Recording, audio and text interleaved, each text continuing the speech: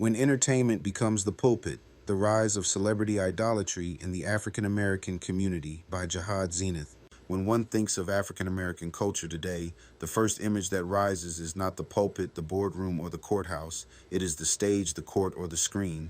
Music, sports, fashion, and influencer culture dominate the community's attention to such a degree that they have eclipsed the influence once held by spiritual leaders, financial pioneers, and civil rights icons.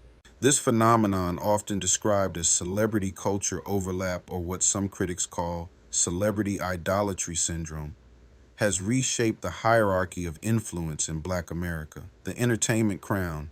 Entertainment stands as the number one cultural force in the African American community. With hip-hop commanding nearly half of mainstream music consumption, Black athletes serving as global ambassadors for the NBA and NFL, and influencers setting the pace for fashion and lifestyle trends, entertainment has become the crown jewel of cultural export. According to Nielsen data, African Americans drive much of the $720 billion U.S. media and entertainment economy, consuming more content per capita than any other racial group. Yet this dominance comes at a cost. Where Black churches once shaped collective identity, where civil rights leaders once charted the path of justice, and where financial pioneers once modeled wealth building, now rappers, actors, and ball players hold the microphone. The spotlight has shifted from collective liberation to individual stardom, images over substance. The power of entertainers lies not just in their art, but in the images they project. Designer clothing, flashy cars, and material excess have become cultural markers of success. This consumerist model diverts scarce resources into symbols that yield no return. Black Americans, who face the steepest wealth gap in the nation, spend disproportionately on fashion, $70 billion annually, and beauty, $9 billion annually.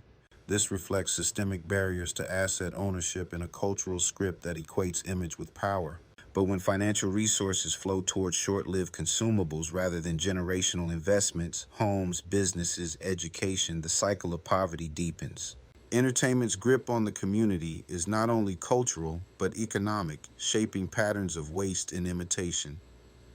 The displacement of traditional leaders. Historically, African American communities turned to pastors, teachers, and activists for direction. From Frederick Douglass to Martin Luther King Jr.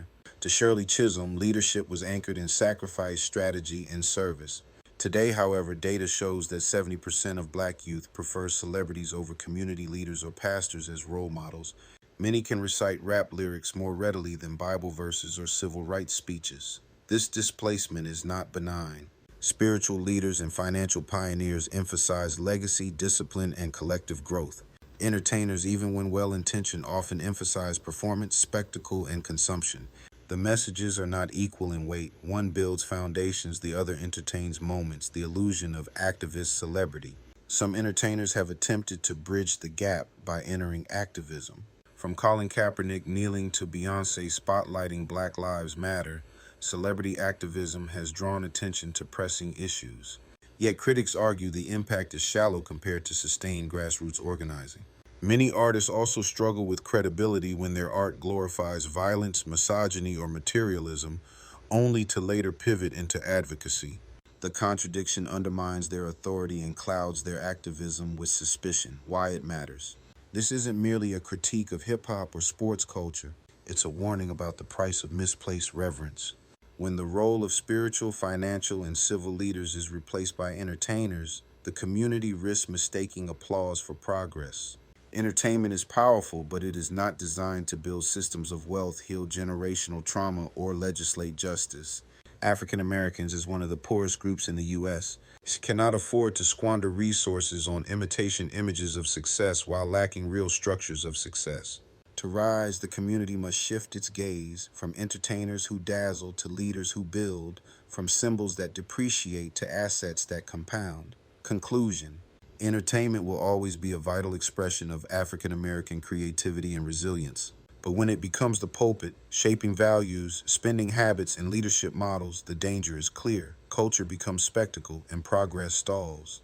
The challenge before us is not to abandon entertainment, but to rebalance influence, to celebrate artists while elevating financial visionaries, spiritual guides, and justice leaders. Only then can the community turn applause into advancement.